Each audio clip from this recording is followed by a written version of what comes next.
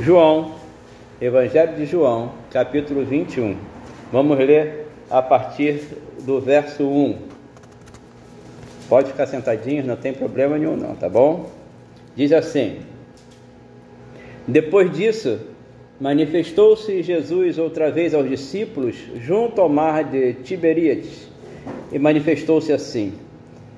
Estavam juntos Simão Pedro, e Tomé, chamado Dídimo, e Natanael, que era de Caná da Galileia, os filhos de Zebedeu, e outros 2 de seus discípulos. Disse-lhes Simão Pedro: Vou pescar. Dizem-lhe eles: Também vamos nós contigo. Foram e subiram logo para o barco, e naquela noite nada apanharam. E sendo já de manhã, Jesus se apresentou na praia, mas os discípulos não conheceram que era Jesus. Disse-lhes, pois, Jesus: Filhos, tendes alguma coisa de comer? Responderam-lhe: Não. E ele lhes disse: Lançai a rede para a banda direita do barco, e achareis. Lançaram-na, pois, e já não a podiam tirar pela multidão de peixes. Então aquele discípulo a quem Jesus amava, ou João, disse a Pedro: É o Senhor. E quando Simão Pedro viu que era o Senhor, cingiu-se com a túnica, porque estava nu, e lançou-se ao mar. E os outros discípulos foram com o barco, porque não estavam distantes da terra, senão quase 200 côvados, ou mais ou menos 90 metros, levando a rede cheia de peixe. Logo que desceram para a terra, viram ali brasas e um peixe posto em cima e pão. Disse-lhe Jesus: Trazei dos peixes que agora apanhastes. Simão Pedro subiu e puxou a rede para a terra, cheia de 153 grandes peixes, e sendo tantos, não se rompeu a rede. Disse-lhes Jesus: Vinde, jantai. E nenhum dos discípulos ousava perguntar-lhes: Quem és tu, Senhor? Sabendo que era o Senhor. Amém? Até aqui somente. Glória a Deus. Esse é um texto maravilhoso. Mas vocês conhecem o contexto desse texto? Todo texto ele deve ser lido e deve ser transmitido com o seu contexto, para que nós saibamos o porquê que se chegou aqui. Então nós vejamos o seguinte: quando Jesus Cristo morreu, que ele foi levado, que ele foi condenado, ali pelos sacerdotes, e por Pôncio Pilatos, que permitiu que ele fosse à cruz, Jesus cumpriu aquilo que Deus havia determinado para a sua vida, que era ser o cordeiro de sacrifício, e do único, último e o mais eficaz sacrifício, que era morrer por nós, pela nossa salvação. Porque desde o pecado de Adão, todos nós estávamos condenados ao inferno. Nenhum de nós iríamos ser salvos. Todos nós iríamos diretamente para o inferno. Nós já estávamos condenados a partir do pecado de Adão. Mas o Senhor havia criado um homem, como eu disse na semana passada, para ser eterno, para ser invencível. O homem não morreria nunca. E então ele fez a promessa de que da semente da mulher nasceria não é isso? Um homem, que iria ser o sacrifício pascal, o sacrifício que seria feito por todos nós. E esse foi o Senhor Jesus Cristo. E Jesus Cristo, depois dos seus 30 anos, a partir dos seus 30 anos, ele se manifestou, em Israel, como o Messias. E ele veio e começou a pregar, e começou a ensinar, e começou a fazer discípulos, e muitos o seguiram. E dentre esses ele escolheu 12, os 12 primeiros que ele escolheu vieram a ser os seus apóstolos, E esses apóstolos assim são chamados porque eles foram missionários. Apóstolo quer dizer missionário, simplesmente isso, não é nada além disso, mas apóstolo quer dizer missionário, aqueles que seriam enviados, né? Então, aqueles que Jesus escolheu foram aqueles que ele iria diretamente conviver e ensinar, convivendo com eles, aquilo que eles deveriam fazer depois que ele morresse, depois que ele se fosse, né?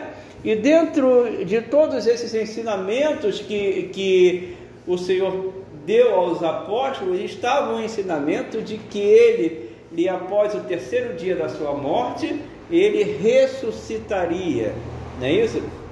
E essa ressurreição era a chave de tudo, era a chave da nossa salvação, não é isso? O que Deus queria dizer com essa ressurreição, né? Vocês vão morrer, mas vão continuar vivos, não é isso?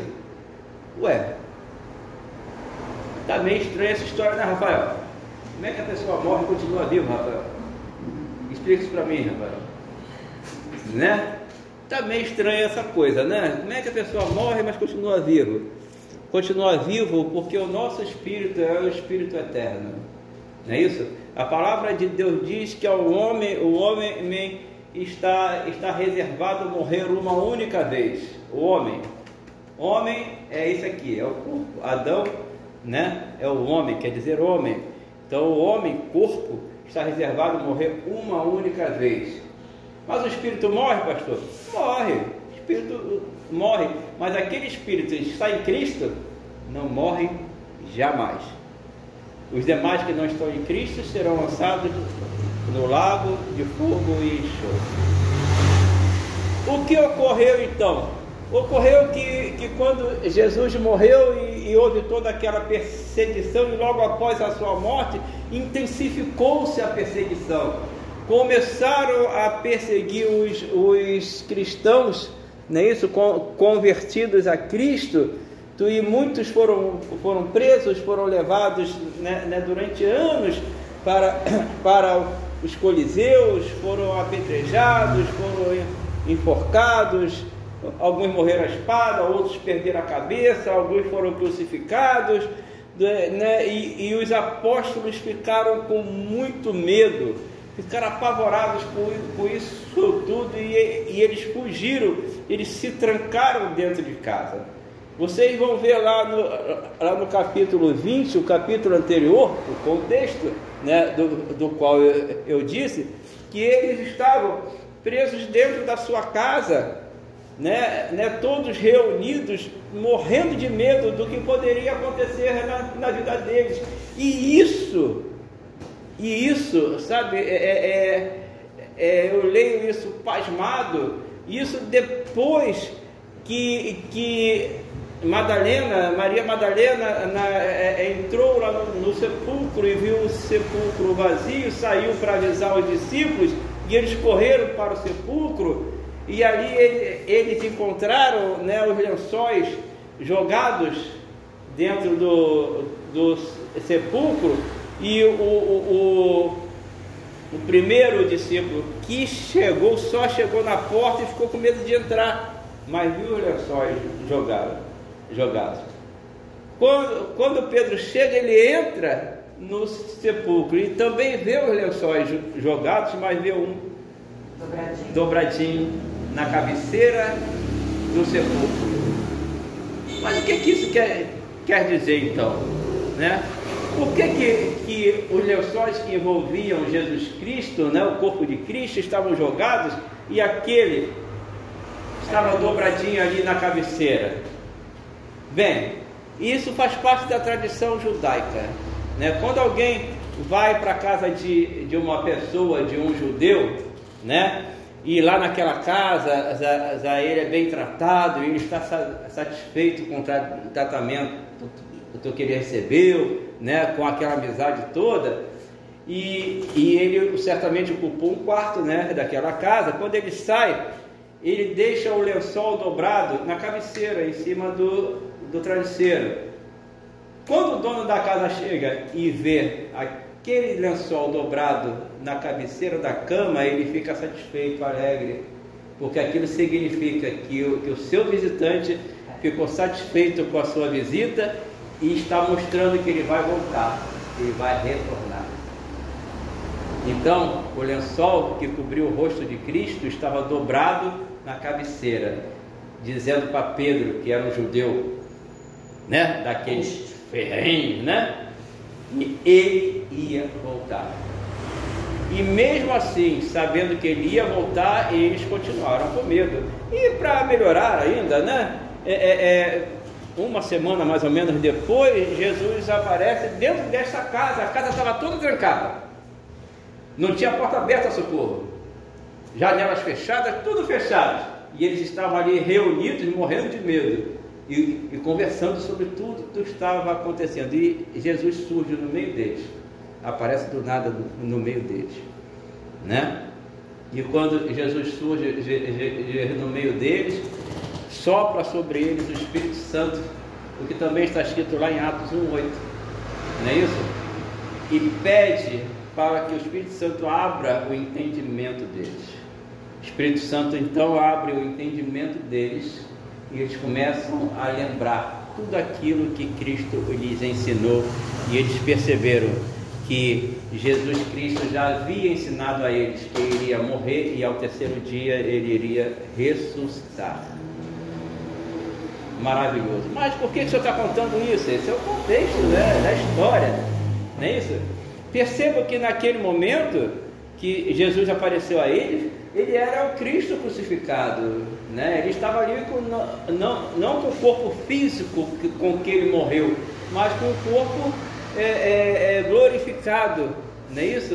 Com um corpo diferente desse que nós hoje temos, mas que nós teremos quando também ressuscitarmos, não é verdade?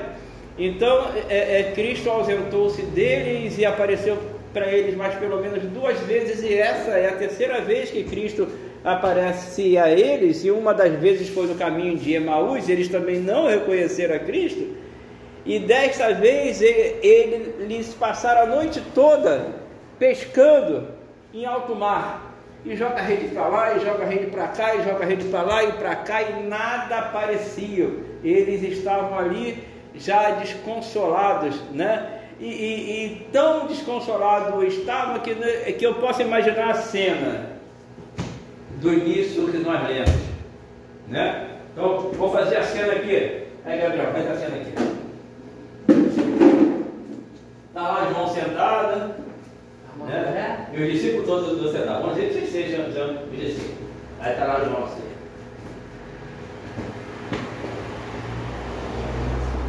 Né? Aí João fala assim, sabe coisa? Vou pescar. Aí um diz, eu vou também. Todo mundo desanimado. João totalmente desanimado, João para baixo, e todo mundo tão desanimado quanto João. Aí João falou assim, eu estou aqui sem fazer nada, já não sei mais o que eu faço. Coisa? Eu vou pescar, né? Não tem aquele ditado do que diz, está nervoso? Vai pescar. João estava nervoso, o Pedro estava nervoso, e disse, vou pescar. E todo mundo foi pescar com o Pedro, porque estava todo mundo nervoso e com medo, né? Só que quando você está tenso, com medo, sem esperança, o que você consegue na sua vida? Nada. Eles foram para alto mar, um lugar totalmente mais desolado ainda, né? Esperando num lugar desolado conseguir alguma coisa. Como é que você vai conseguir isso, gente? Sabe? Olha, não sei se vocês já passaram lá por Itaúna, né? Onde tem aquela colônia de peixes. Vocês veem que os pescadores sempre chegam com peixe, né? Ou pouco ou muito, eles sempre chegam. Né? Por quê? Porque eles sabem aonde tem mais peixes, eles sabem naquela vastidão toda onde tem mais peixes, então eles vão justamente naquele lugar onde tem os peixes, não, onde tem aqueles cardumes de peixe. Mas eles não conseguiam concatenar as ideias, e eles jogavam sua rede para tudo quanto é lado e nada. Então, quando eles estavam voltando, já estava mais ou menos 90 metros da praia.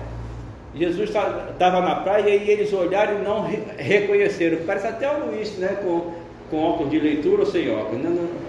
Não reconhece ninguém. Não reconheceram a Cristo. E Jesus disse a eles: "Oh, ei, vocês têm alguma coisa aí?" E eles: não temos não. "Ah, então volta e joga a sua rede do lado direito." E eles, no instinto de pescador, voltaram e jogaram a rede. E nesse de jogar a rede não demorou muito, eles pescaram tanto peixe, 153 peixes grandes, e a rede só faltava se arrebentar. E eles trouxeram aquela rede para a margem. Quando chega na margem, João olha e diz: "É o Senhor." E rapidamente Pedro veste a roupa, porque eles pescavam nus. "Ah, mas pescavam nus por quê?" "Ué, eles não usavam túnicas?" Você já experimentou nadar de roupa?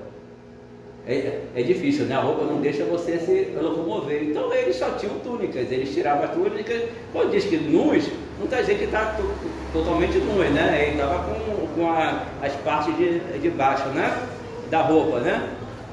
Então imediatamente ele se vestiu. E quando eles chegam lá na areia, no meio da areia, eles encontram Jesus fazendo churrasquinho de peixe, né? Com as brasinhas ali e com uns peixinhos, e diz: "Olha, traz mais peixe aí, vamos fazer um jantar aqui, vamos comer todos juntos." E ali eles comeram juntos, e os discípulos agora estavam todos como nós ficamos sempre, envergonhados, né? Nem perguntavam: "Senhor, é o Senhor mesmo?" Eles sabiam que era, mas estavam envergonhados, né, por não terem reconhecido o Senhor imediatamente. Mas pastor, por que o senhor está falando dessas coisas? Estou falando dessas coisas porque essas coisas acontecem conosco ainda nos dias de hoje. As mesmas coisas acontecem conosco ainda nos dias de hoje. Sabe? Nós podemos passar uma vida inteira com Jesus, uma vida inteira dentro da casa de Deus, e muitas das vezes nós ainda não aprendemos a confiar nesse Deus que nós temos. Nós ainda não aprendemos a de fato deixar que Deus faça algo na nossa vida ou dirija a nossa vida. Nós paramos e ante as provas que nós temos, antes das tribulações que nós temos, nós tememos, nós morremos de medo e nós fugimos de tudo, inclusive de Jesus. Inclusive de Jesus, sim, porque é o momento em que nós devemos mais buscar e é o momento em que nós menos buscamos. É no momento das provas e das tribulações. E estou falando isso de um modo geral. Eu sei que um e outro, né, agem de forma diferente, né? Cada um é cada um, mas de uma forma geral, sabe? O cristão não tem de fato crido que Jesus Cristo pode tudo em sua vida.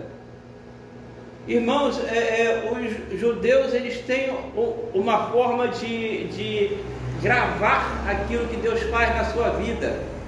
E como ele grava aquilo que Deus faz e age e traz para ele de bênção? Ele nomeia, ele intitula, né? Vou dar um exemplo. Quando Abraão levou Isaac lá para o Monte Moriá para sacrificar, Isaac perguntava a Abraão: "Pai, cadê o cordeiro?" O que Isaac falou? O que Abraão dizia? Deus proverá. Deus proverá. Jeová Jireh. Deus proverá. Então esse Deus proverá, ele está dizendo a nós: não se preocupe, mesmo que você tenha ou pense que vai ter que sacrificar o que você mais ama na sua vida, Deus proverá. Deus proverá. Quando Deus fazia justiça em Israel, Não é isso? Quando Israel era assolado pelo seu inimigo e Israel do nada conseguia vencer aquele inimigo, Deus levantava o profeta para dizer ao rei: vai, porque o Senhor é a sua bandeira. O Senhor é a nossa justiça. Jeová Tsidkenu. Amados, Jeová Rafael, o Senhor é o Deus que cura. O Senhor é que tipo de Deus para mim e para você? Eu não sei se alguém está passando por alguma prova difícil nesses dias ou nesse momento, mas eu sei que se você realmente confiar em Deus e permitir que Ele faça na sua vida o que Ele tem que fazer e não o que você acha que Ele tem que fazer, Ele vai fazer. Porque o Senhor está conosco o tempo todo, dia e noite, guardando a nossa vida e nos orientando, ou pelo menos tentando nos orientar, e muitas das vezes nós somos a barreira para isso. Muitas das vezes nós estamos desanimados. Poxa, como é que pode?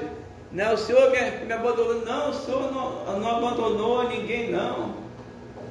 Eliane comentou aqui sobre o véu rasgado de cima a baixo, né? É uma ilustração maravilhosa, como se Deus estivesse rasgando, não é isso? Mas sabem também por que ele não se rasgou de baixo para cima? Sabe por quê? Porque o homem sem Deus, ele está morto em seus pecados e em seus delitos. E morto não fala, morto não se mexe, morto não tem força para rasgar nada, tem? Então como é que o defunto vai rasgar um véu? E eu quero dizer que não é um véu qualquer não, tá? É aquele véu, não é isso aqui não. Aquele véu tinha mais ou menos 2 dedos de grossura, né? Era um tecido muito grosso, não é qualquer um que rasgava aquilo.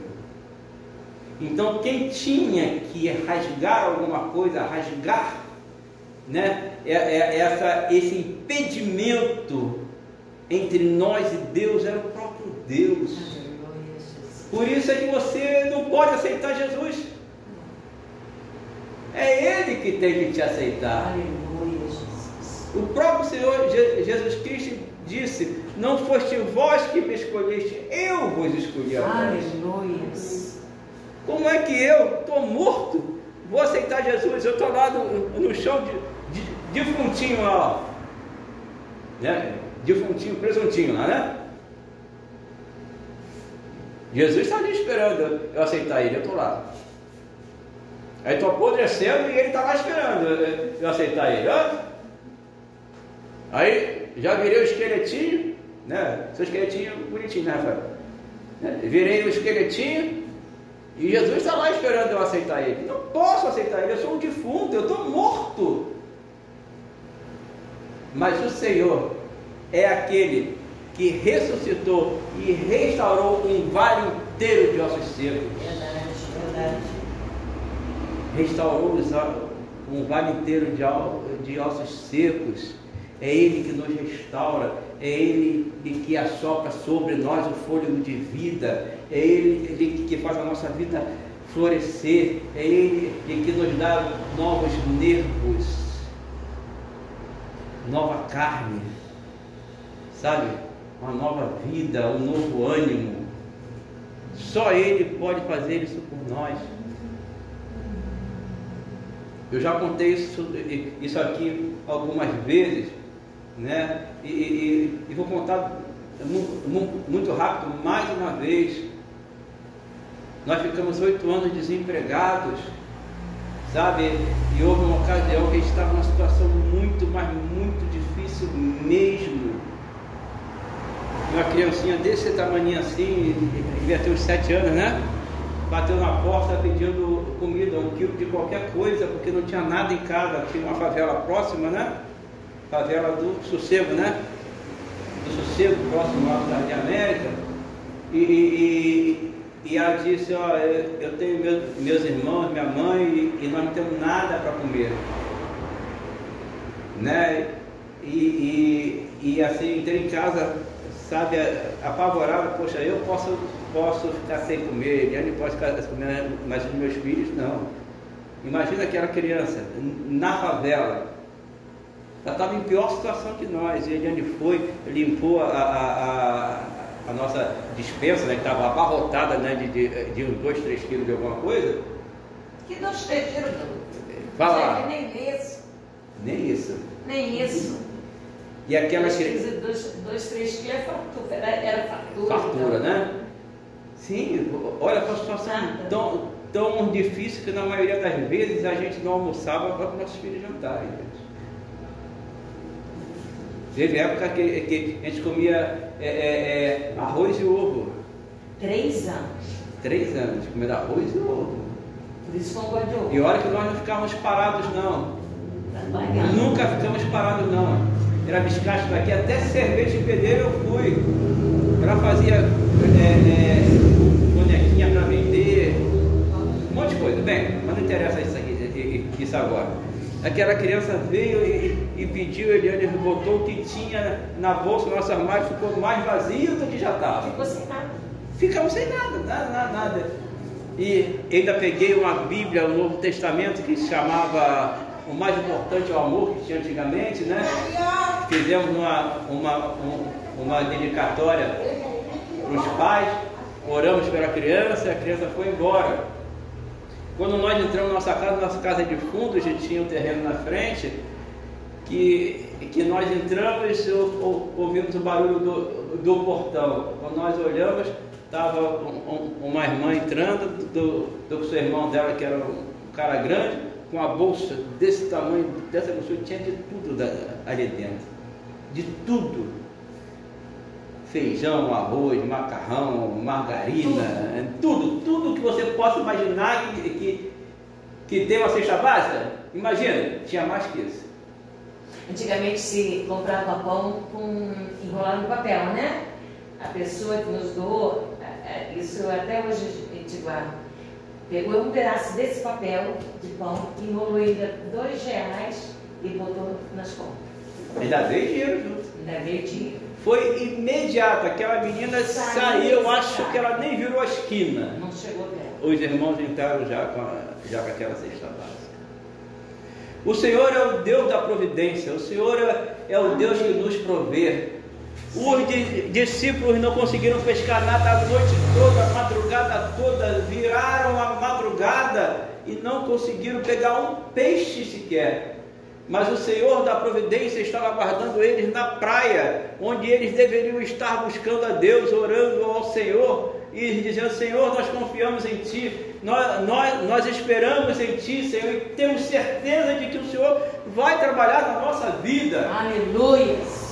E o Senhor trabalha na nossa vida e nós precisamos, irmãos, de verdade, sabe, eu sei que eu sou repetitivo, vou continuar repetindo isso, de verdade, cremos no Senhor Jesus, como diz Mateus 6, basta cada dia o seu mal, buscar primeiro o reino de Deus. Vou repetir isso todo domingo. Buscai primeiro o reino de Deus e a sua justiça, e todas as outras coisas vos serão acrescentadas. Aleluia! Deus é fiel. Sabe, nós somos prova, e eu sei que vocês também são. Talvez vocês já tenham passado por alguma situação e não perceberam a providência de Deus na vida de vocês. Talvez já tenha acontecido algo na sua vida e Deus agiu de uma forma tão tranquila que vocês não perceberam que foi Deus que agiu. Sabe aquela vez que você estava distraído, atravessando a rua e de repente alguma coisa puxou você para trás e o carro passou? Foi Deus na sua vida. Foi Deus na sua vida. Sabe aquela vez que você não tinha um coco no bolso, né? Não é assim que diz, Bia? Um coco no bolso?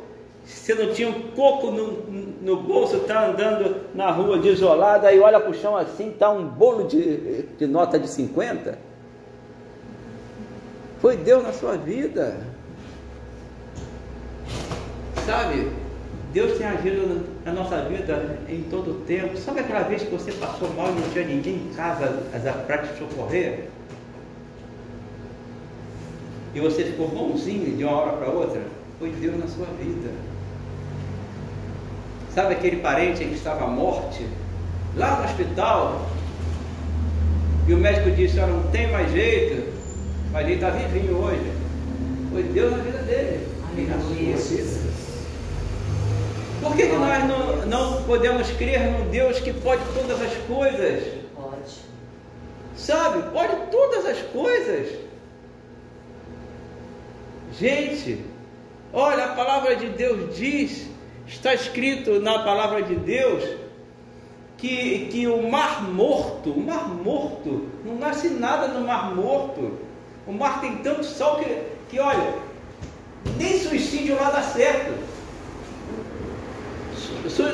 Suicídio, irmã Eliane, lá no Mar Morto não dá certo. O cara fala assim: vou me suicidar. Aí se joga no Mar Morto, não morre, ele boia de tanto sal que tem. Sabe, não tem uma alga no Mar Morto, não tem peixe no Mar Morto. Sabe, é um local cercado por montanhas de calcário, então não nasce nada. O sal que você mete a mão na areia, que não é areia, é só sal, não nasce nada. E o Senhor diz na sua palavra, nem isso usou o profeta para dizer que nos finais do dia ele daria vida ao Mar Morto. E eu vou dizer para vocês, já tem peixe no Mar Morto, Já tem peixe, já tem alga no Mar Morto. O Mar Morto está tendo vida. E ele disse: no deserto farei fluir rios. Vocês veem internet? TV, TikTok, essas coisas? Vocês têm visto? O pessoal lá no deserto apacentando as cabras, né? Que só cabra sobrevive ali. De repente fica aquela multidão de água assim, ó. No meio do deserto. Deus já tem feito essas coisas. Então olha para você que está em tribulação, está em prova, um deserto vivo, e vê Deus fluindo de dentro de você, tudo que você precisa. E Ele diz na sua palavra: aquele que crê em mim, como diz as Escrituras, dele farei fluir rios de água viva. Irmãos, eu conclamo a todos, primeiramente a mim, confiemos mais no Senhor Jesus Cristo, confiemos mais a Deus as nossas vidas, as nossas ações, a nossa família, sabe, confiemos mais. Olha, hoje levamos um susto, eu e Eliane, levamos um susto. Eu acordei, Eliane disse assim: tem alguma ligação do seu celular, do Andros? Aí eu peguei o celular, olhei, tem. Era 7 minutos para mim. 11h53. Aí eu pensei: pô, antes não liga essa hora, né? Será que aconteceu alguma coisa? Então 7 horas da manhã eu já estou ligando para o Antes. Antes liga para mim o que aconteceu, e nada do Antes ligar, nada do André ligar. Nós ficamos naturalmente preocupados. Mas o que nós fizemos? Viemos para a igreja, Viemos para a igreja, lavamos a igreja. Por quê? Porque nós entendemos que a nossa família está nas mãos de Deus. Qual foi o versículo que eu disse aqui para vocês de Mateus 6? Buscai primeiro o reino de Deus e a sua justiça, e todas as coisas vos serão acrescentadas, né? Antes desse versículo tem outro assim, ó: por que andais solícito com todas as coisas? Não é isso? Ele diz que nós não precisamos estar solícitos, quer dizer, preocupados com as coisas. Nós devemos fazer a obra de Deus e Ele vai resolver tudo. E foi assim que nós fizemos. Vamos para cá para ver que o chão está branquinho. Vê, ô Gabriel, vê aí se está melhor que o açougue. Está mais limpo que o açougue? Valeu, obrigado. Então, está tudo limpinho, tudo bonitinho. Nós fomos para casa, chegamos em casa, estava a resposta do anjo. Liguei errado. Desculpa, liguei errado. Liguei errado, viu? Viu, Ana? Desculpa, liguei errado. Perdão, pai, liguei errado. Isso. Aí eu respondi para ele com a malcriação, falei assim, bota o endereço aí que eu não sei nem onde você bota. Pode ficar tranquilo que eu não vou te visitar não. Mas eu quero Irmãos, a nossa vida é assim. Nós vivemos, a nossa família viveu no limite da morte até hoje, 2 filhos ressuscitados, os nossos 2 filhos são ressuscitados. Vivemos no limite da morte. A palavra diz aqui, ó, ainda que eu andasse no vale da sombra da morte, não temeria mal algum. Preocupado? Eu fico. Eliane fica, vocês ficam também, não ficam? Né? A Socorro, às vezes sai e deixa o Yuri em casa, né? Fica preocupado com o Yuri em casa, a mãe dele lá com as tendas, não é isso? E está vivendo isso aí, Eliane. Tenho certeza que a Ana também, não é isso? A gente não fica preocupado, mas a quem pertence a sua vida? Não é isso? Quem no Senhor Jesus será salvo? Tu e a tua casa. Então toda a tua casa pertence a Jesus. Então o Rafael pertence a Jesus, a Bia pertence a Jesus, o Gabriel pertence a Jesus, toda a sua casa pertence a Jesus, o Yuri pertence a Jesus, as netas de Eliane, os nossos filhos, nós pertencemos a Jesus. Então entreguemos a Ele a nossa vida de verdade, de fato, e deixa que Ele faça. Deixa que Ele faça.